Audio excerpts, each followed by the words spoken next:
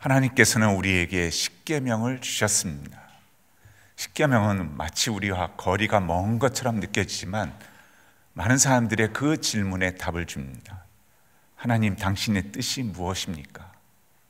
특별히 이 코로나 가운데에서 우리에게 잠시 우리를 살피고 하나님을 바라보며 내가 미처 생각 못했던 것들이 무엇입니까? 라고 질문할 때 하나님의 뜻은 우리 모든 믿는 자들에게 주신 십계명을 다시 생각하게 할 수도 있습니다. 왜냐하면 십계명은 하나님이 우리에게 주신 그리스도인으로서의 삶의 원칙을 제시하고 있기 때문입니다. 그래서 우리가 이미 많이 들어서 아는 것처럼 십계명의 첫 번째 네 계명은 나와 또는 우리와 하나님과의 관계를 얘기하고 있습니다. 그리고 다섯 번째서부터 10번째의 계명은 바로 사람과 사람 사이에 나와 또는 우리와 우리 주변에 있는 가장 가까운 가정에서부터 먼 곳에 있는 사람에게까지, 다시 말하면 성경 전체가 하나님을 사랑하고 나의 이웃을 예수 그리스도처럼 사랑하라고 하신 것처럼 그 모든 것을 암축해서 우리에게 삶의 원칙이란 것이 무엇인지를 얘기해 주고 있는 것입니다. 오늘 읽은 출애굽기는 바로 그 가운데에서 인간과 인간 사이에서 가장 첫 번째로 내가 너에게 원칙을 주노니 하면서 말씀하신 하나님의 그 마음을 느끼시면서 우리는 읽어야 합니다. 내 부모를 공경하라. 그리하면 너의 하나님 나 여호와가 내게 준 땅에서 내 생명이 길리라. 그리고 이 말씀을 가지고 사도 바울은 에베소서 6장에서 1절에서부터 3절에 말씀하십니다.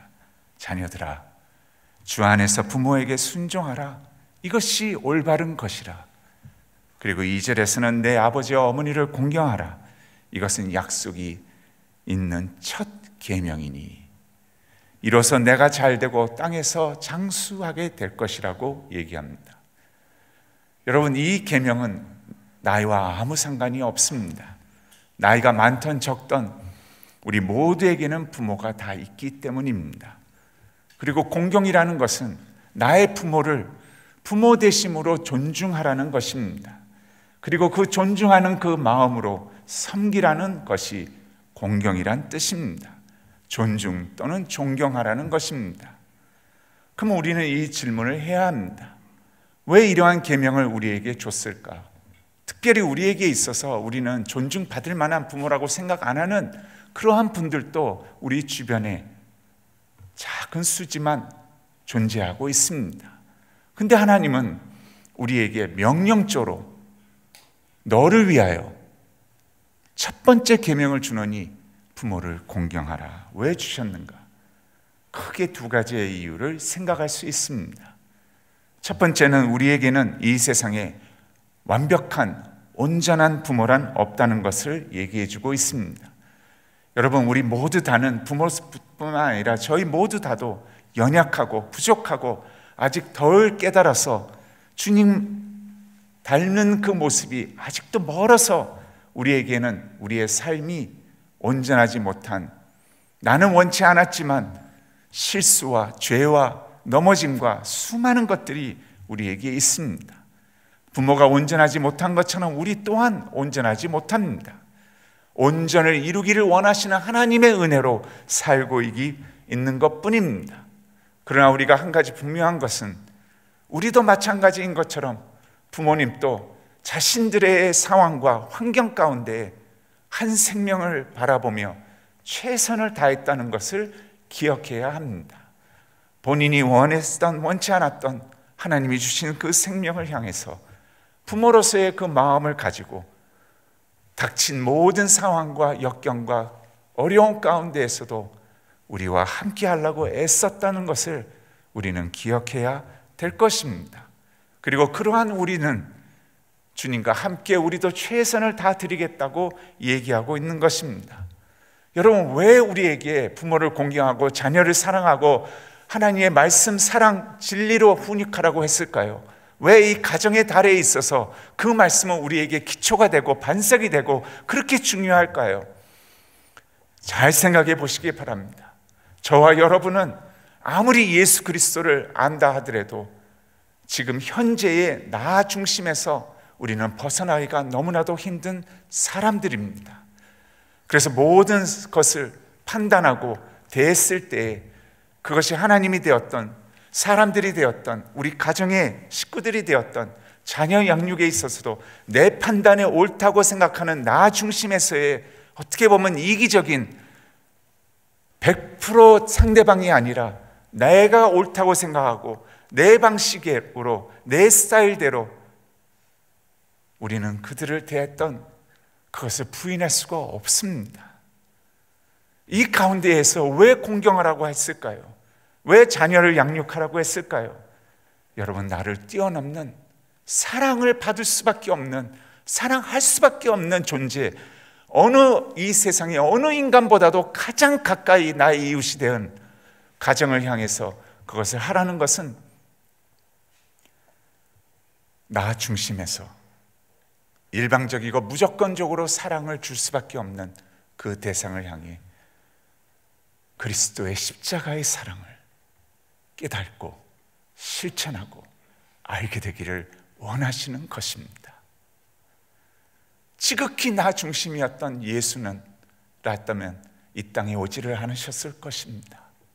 모든 영광과 모든 권세를 포기하시고 내려놓으시고 100% 우리를 향해 우리 중심으로 이 땅에 오셔서 자신의 모든 것을 쏟아놓는, 그리고 나를 따르라, 사랑받아야 할 대상에게 바로 그 사랑으로 할 수 없다는 너 자신을 보면서 그 사랑을 사모하고 그 사랑을 알게 되며 예수 그리스도의 겟세마니의 기도가 다시 생각되고, 하나님, 진정으로 당신의 사랑이 이 방법뿐이라면 내가 순종하겠습니다. 내가 이것을 지나치길 원하지만 순종하겠습니다. 사랑받아야 할 대상이 아닙니까? 당신의 가슴이 그곳에 있지 않습니까? 내가 하겠습니다라고 조금씩 내 중심의 생각과 사랑에서 그리스도가 원하시는 그 사랑으로 우리는 성장할 수 있기 때문에 하나님은 공경하라, 사랑하라, 섬기라 라고 요청하고 있는 것입니다. 그것은 어떻게 보면 나를 위해서 그 십자가의 사랑을 더욱 알면 알수록 나의 이 사랑하는 범위와 하나님을 사랑하고 인간을 사랑하는 그 범위가 점점 넓어지는 하나님의 사람으로 만들기 위한 하나님의 방법인 것입니다. 그래서 자녀들이 부모를 공경하고 그리스도의 점점 안 되는 그 사랑을 알게 되며 주님 앞에 나아갔을 때 순종하며 하겠습니다라고 했을 때 성령의 감화감동 역사하심이 부모와 우리 모두를 그리스도의 사랑으로 감싸는 바로 그것을 경험하게 되는 것입니다. 그래서 성경은 우리에게 부모를 공경하라 라고 얘기합니다. 그리고 두 번째, 왜 이 계명을 주셨을까? 우리에게 있어서 어른을 존귀히 여기고 그분들의 권위를 인정하라는 것입니다. 그것이 가정에서부터 시작된다는 것입니다. 하나님은 세 개의 권위를 이 땅에 세우셨습니다. 먼저 가장 기초적인 가정에서 하나님이 세우신 가정을 통해 그 권위가 인정되기를 원하십니다. 그리고 교회를 세우셨습니다. 그리고 세 번째는 정부를 세우셨습니다. 그 가운데 하나님은 질서와 역할에 있어서 하나님의 말씀대로라면 그것은 무조건적으로 따르기를 원하시는 것입니다.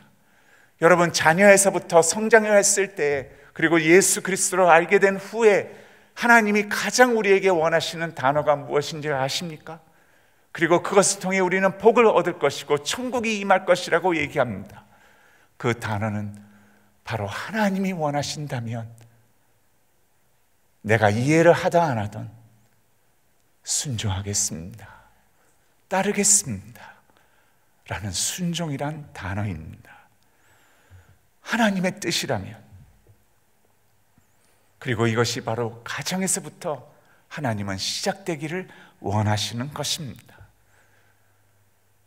그래서 부모로부터 순종을 가리키고 그 순종에 대해서 아는 자들이 점점 더 하나님의 말씀 가운데 자연스럽게 내가 원하던 원치 않던 아버지의 뜻이라면 나를 위한 하나님의 그 뜻을 따르겠습니다 라고 고백하는 것입니다. 어렸을 때 우리 막내에게 있었던 일입니다. 국민학교 한 5학년, 4학년 됐을까요? 정확치는 않습니다. 집에서 아내가 전화했습니다. 여보, 저녁 시간이 돼서 아이한테 저녁을 먹으라고 하는데 이제 집에 오라고. 동네의 친구 집에서 조금만 더 놀고 가겠다고 계속 그런다고. 제가 전화를 했습니다. 승훈아, 길게 안 했어요. 너 엄마가 오라 그랬니? 엄마가 저녁 먹으라고 저녁 시간 됐으니까 집에 오라는 것이 하나님 앞에 틀린 말을 했니? 아무 소리가 없습니다. 너가 엄마의 말을 거역하는 것은 하나님의 말씀을 거역하는 것이라고. 당장 뛰어오기 시작합니다.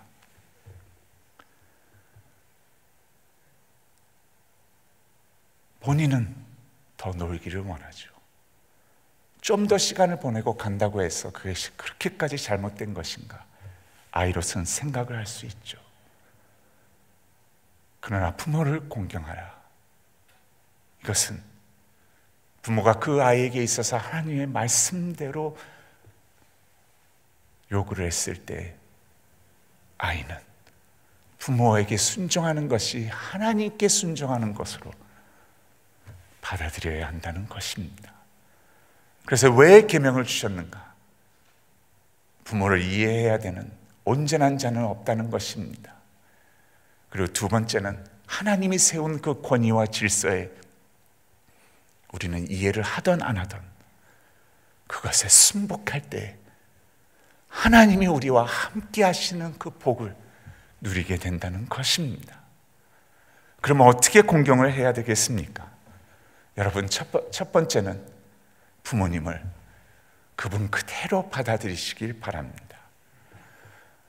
여러분, 하나님은 여러분의 부모를 통해 이 땅에 탄생하게 하셨습니다. 그리고 어느 순간보다도 하고 신고식을 할 때 부모님들의 눈에는 눈물이 흘렀습니다. 감사합니다. 내가 잊을 수 없는 이 기쁜 날, 한 생명을 나에게 주신, 그리고 나름대로 최선을 다하려고 애썼던 분들입니다.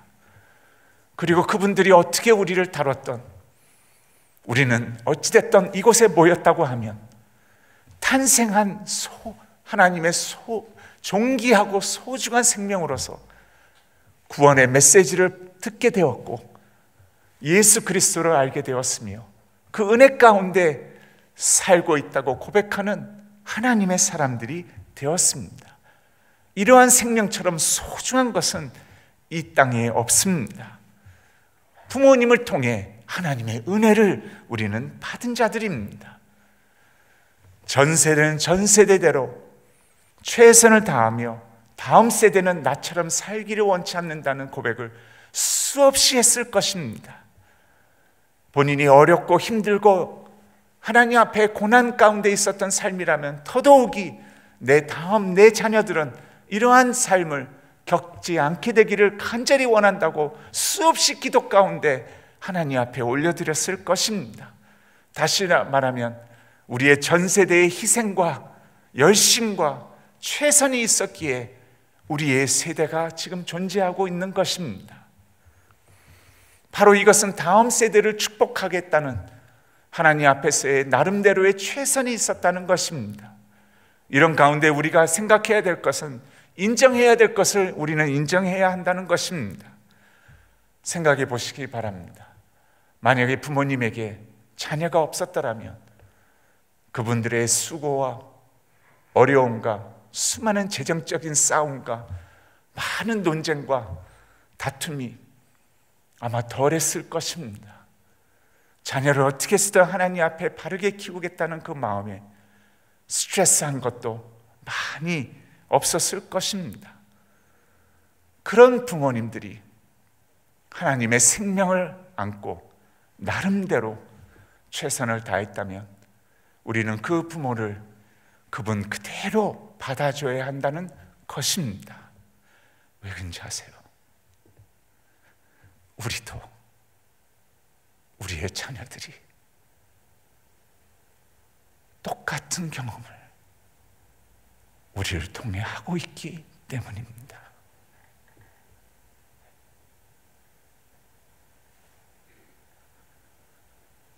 부모님을 존중하고 섬기라는 것은 그분들을 받아들이라는 것입니다. 부모님이 좋아서가 아니라 우리를 무조건적으로 받아들여서 오늘의 우리를 만들었던 것처럼 그분 그대로를 받아들이라는 것입니다. 그리고 부모를 공경하라는 것은 부모님의 말에 귀를 기울이라는 것입니다. 경청하라는 것입니다. 통일을 하라는 것이 아닙니다. 들으라는 것입니다. 잠언에 이런 말씀이 있습니다. 23장 22절에 보니까 너를 낳아준 아버지에게 순종하고 늙은 어머니를 업신여기지 말라. 저의 삶을 보면 수년 전까지 저는 아버지가 아직도 멀었죠. 저를 바라보면 아버지는 학교 선생님이셨습니다. 근데 왜 그런 분이 있죠? 본론과 결론을 가기 전에 서론이 굉장히 긴, 그래서 이 서론을 길게 얘기 안 하면 이해 못할 거라고 생각하는, 거기다가 나이가 들면 들수록 본인이 어떤 서론을 언제 얘기했는지를 또 잊어버리는, 그래서 반복되는 서론이 계속 있게 되죠. 그럴 때마다 저는 그랬습니다. 아버지 그거 들었던 얘기예요. 그러니까 무슨 말을 새롭게 하려고 하는 거예요. 그리고 서론이 길어질 때는 그러니까 아버지 본론이 뭐고 결론이 뭐예요? 얘기해 주세요. 여러분, 나이가 들면서 제가 알게 된 것은 저의 서론이 길어지고 제가 언제 무슨 말을 했든지 잘 기억이 안 난다는 것입니다. 우리도 그렇게 될 것입니다. 그것을 깨달은 뒤로는 너무나 힘들지만 아버지가 얘기를 할 때 마치 처음 듣는 것처럼 아, 그래요? 그랬었어요? 속으로는 주여. 하지만 말씀에 어찌됐던 아, 그래요? 예, 아빠 지금 한 3번째 듣는 것 같은데 고맙습니다. 되새길게요. 우리는 그 나이가 안 되었기 때문에 그렇지 않을 거라고 생각을 하죠. 왜 저럴까 이렇게 생각을 하죠. 그러나 여러분, 우리도 다 그 걸음을, 비슷한 걸음을 걷고 있는 것입니다. 첫 번째는 그분을 그대로 받아들이시고 그분의 말에 귀를 기울이시기 바랍니다. 그것이 그분들로 하여금 존중하고 있다는 것을 느끼게 할 것입니다. 세 번째는 부모님들의 조언을 구하시기 바랍니다. 모든 것의 조언을 구하라는 것이 아닙니다. 중요하고 소중한 것에 아버지, 어머니, 장인, 장모님, 시아버지, 시어머님 하면서 그분들의 나보다 오래 살았고 많은 것을 경험했으며 그리고 하나님의 말씀 가운데 줄 수 있는 조언들이 있습니다. 그대로 하라는 것이 아니라 조언을 구해서 하나님의 최선의 결정을 하라는 것입니다. 여러분, 그 조언들을 구하고 함께 나눴을 때 그분들은 아직도 나를 찾는 자들이 있구나, 특히 내 아이들이 라는 것을 생각하게 됩니다. 저는 어머님과 아버지는 돌아가셨고 어머님은 저 식구들이 전부 미국에 살고 있습니다. 저와 제 아내 그리고 장모님을 모시고 함께 있습니다. 미국에서 쭉 컸기 때문에, 어머님이 미국에 계시는데 일주일에 시차 때문에 한 평균 3번에서 5번을 연락드립니다. 어떤 때는 말이 짧습니다. 그저 안부 전화를 드립니다. 근데 어머니는 자주 이런 말을 하십니다. 정인아, 이렇게 자주 안 걸어도 된다. 너가 얼마나 바쁜지 아는데 안 걸어도 된다.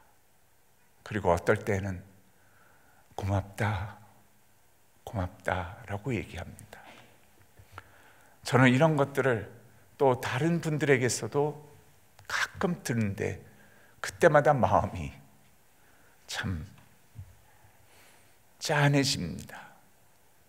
은퇴하신 목사님들을 저는 1년에 한두 번씩 만나는 분들이 있습니다. 만나야 해서가 아니라 만나기를 원했기 때문에 만나서 그저 교제를 합니다. 어떻게 지내시는지요? 많은 분들이 이제는 더 이상 찾아오지 않기 때문에 그런지 본인의 많은 이야기 보따리를 펼치십니다. 근데 여러분, 그렇게 정정하고 많은 사람들이 찾았던 목사님일수록 저는 이 말에 마음을 되새기게 됩니다. 서목사, 이렇게 찾아와줘서 고맙다고, 고맙다고. 저는 그분들의 연세가 됐을 때 그 의미가 무엇인지를 저는 깨닫게 됩니다. 이제는 더 이상 만날 사람도 점점 없고 대화 나눌 사람도 점점 없어지는 그 가운데 그분들이 주님 앞에 걷고 있는 그 모습을 보고 있는 것입니다. 부모님을 받아들이시고 그 말을 경청하시며 그분들의 조언을 구하시기 바랍니다. 그리고 마지막으로 이런 부모님이라고 생각하시는 분들에게 간곡히 힘들지만 불가능이라고 생각되지만 주님 앞에 용기를 내어 주님 앞에 기도로 시작해서 다가가 보시기 바랍니다. 4번째는 부모님을 용서해 주시기 바랍니다. 가장 가까운 사람들이 가장 가까운 사랑을 받아야 된다고 생각하기 때문에 그 받은 상처와 그 죄성과 몰라서 했던 고의적이 아닌 수많은 것들이 우리로 하여금 가슴의 어려움과 가슴 속에 깊이 지울 수 없는 상처를 새겨놓고 있습니다.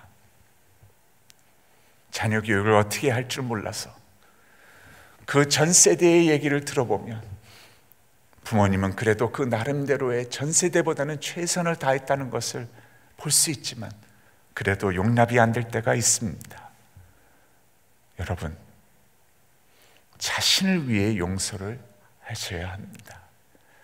그 사슬에서 죄와 악이 다시 대물림되지 않고 예수 그리스도의 십자가의 사랑과 자유함이 그 사슬을 끊고 나로 하여금 이제는 새롭게 된 하나님의 사랑을 힘입어 용서와 사랑과 오래 참음과 함께함을 줄 수 있는 그리스도와 함께하는 나를 뛰어넘는 그 이상의 삶을 살기 위해서입니다. 저는 아직도 잊지 못합니다. 제가 대학교 교수로 있을 때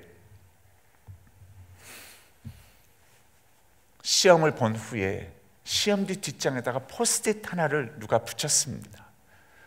그때 저는 교수 생활을 하면서 학생들과 관계가 너무나 좋았기 때문에 학생들은 자신들의 학업에 대해서 질문하는 것이 아니라 거의 1년에 수백 명의 학생들이 자신들의 어려운 마음속에 있는 어려운 고백들을 와서 상담을 요청하는 그런 일들이 있었습니다.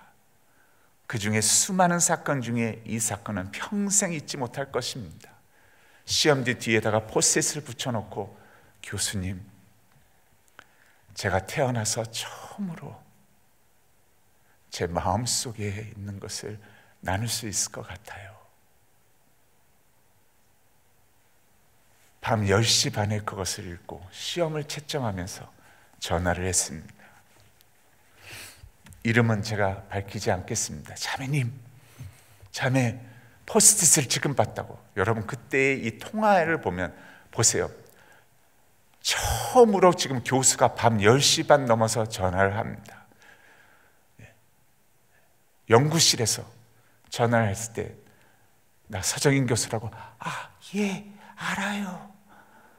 근데 자매 포스트잇을 봤다고.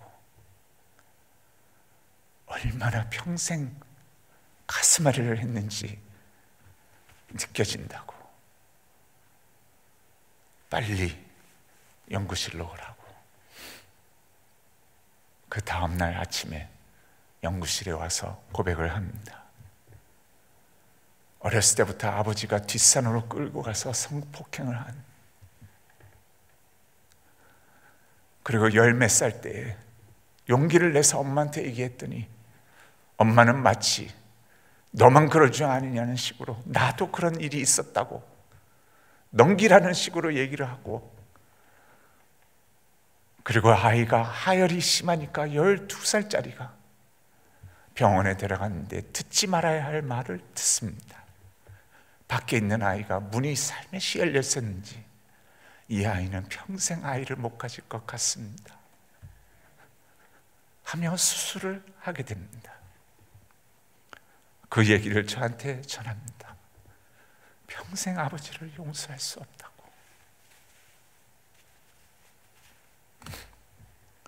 그때 하나님의 말씀을 갖고 하나님은 영적으로 이 당신을 수없이 목욕을 하고 수없이 씻으려고 하고, 더 이상 남자와의 교제가 너무나도 힘들고 만남은 공포심이 앞서고 이러는 그 자매 앞에 그리스도 안에서의 순결이 무엇이고 하나님은 한 번도 너를 그렇게 보지 않으신다고 하면서 그 자매를 상담을 해 주었습니다. 그리고 그 자매가 남자를 사귀었을 때 저한테 허락을 받으러 왔습니다. 그랬을 때 형제를 앉혀놓고 열 몇 시간씩 4차례를 총 열 몇 시간을 앉혀서 계속 물었습니다. 자신이 있냐고. 이 자매는 남자가 아무리 부부관계라 하더라도 다가왔을 때 다시 그 공포심을 느낄 거라고.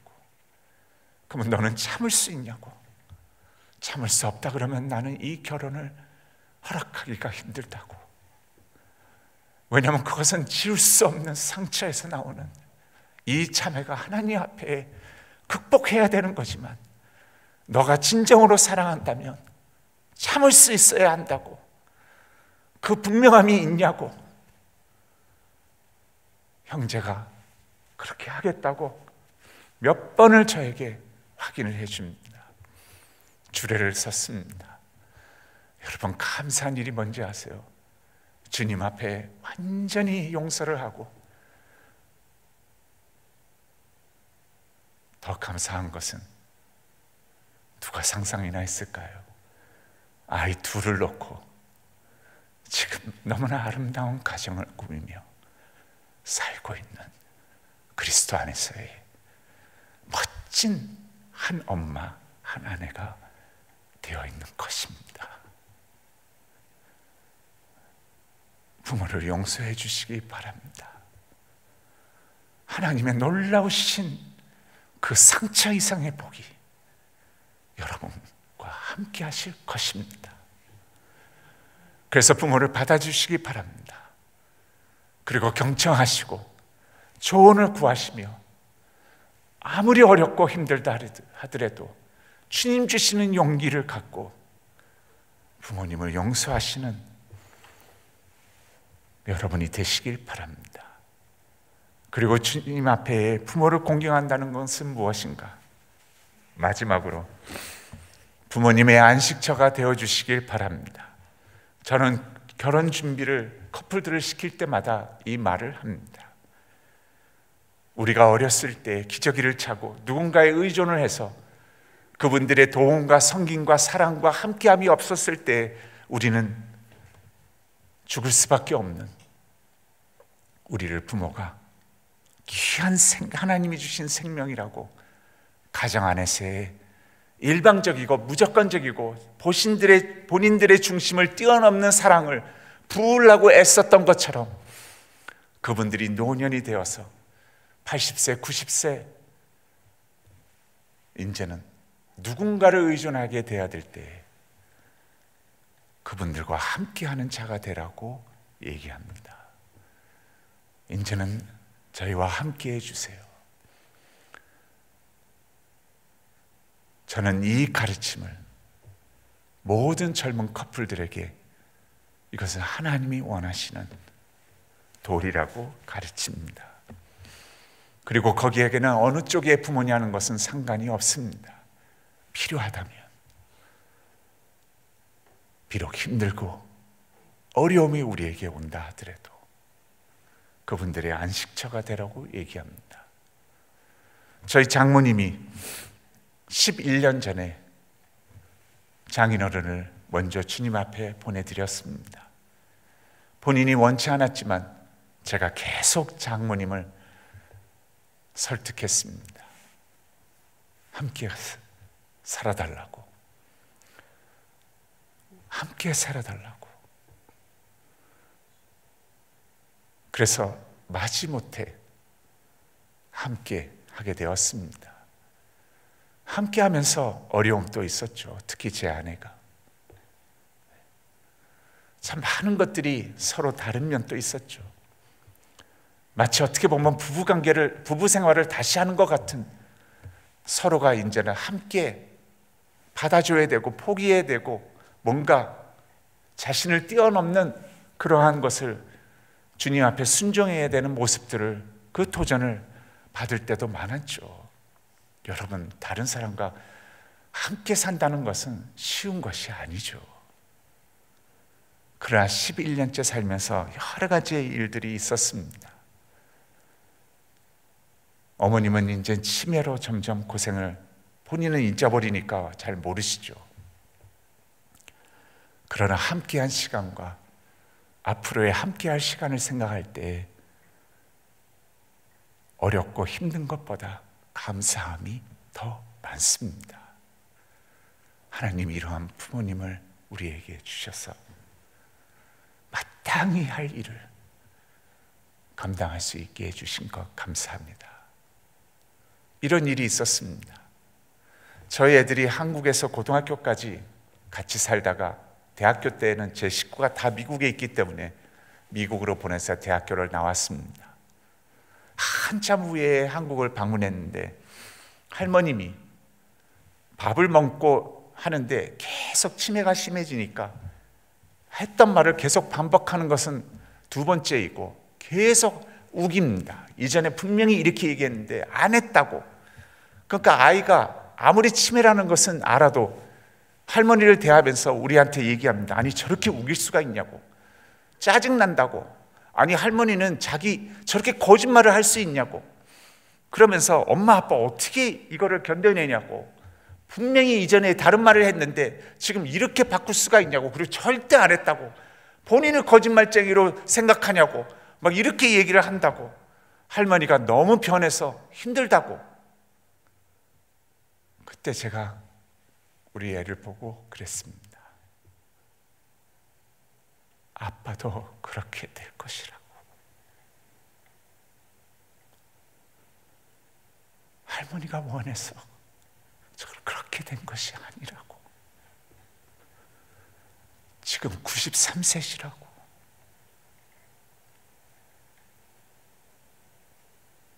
할머니도 할머니 나름대로 그 상황에서 최선을 다하고 계시고 있다고.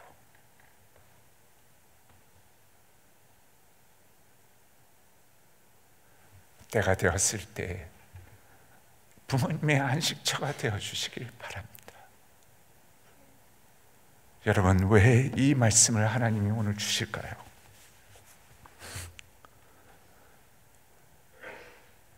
부모를 공경하는 그 공경을 통해 그리스도의 십자가를 사랑을 배우는 여러분과 저가 되기를 주님은 간절히 원하십니다. 주님의 사랑과 주님의 성품은 돛닦는다고 되는 것이 아닙니다. 실제 삶에서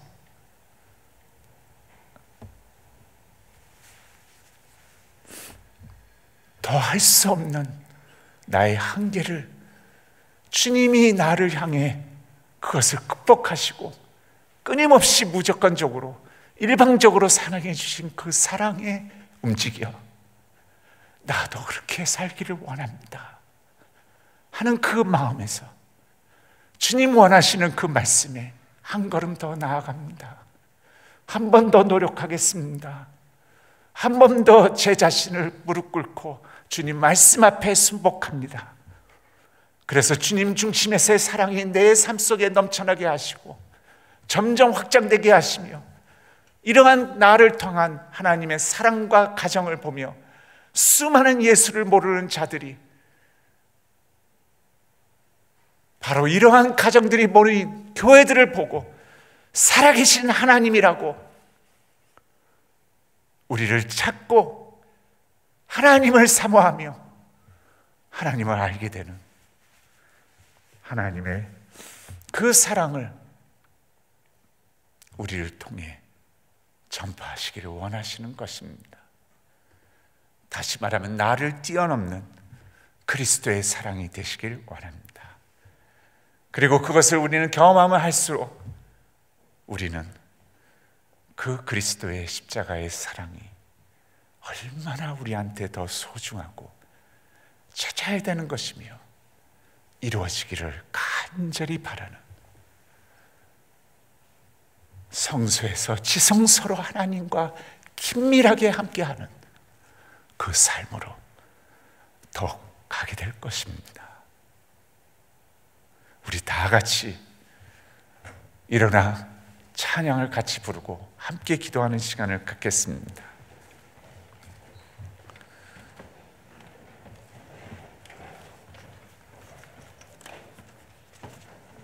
이 찬양이 우리 모두의 신앙 간증이 되기를 원합니다.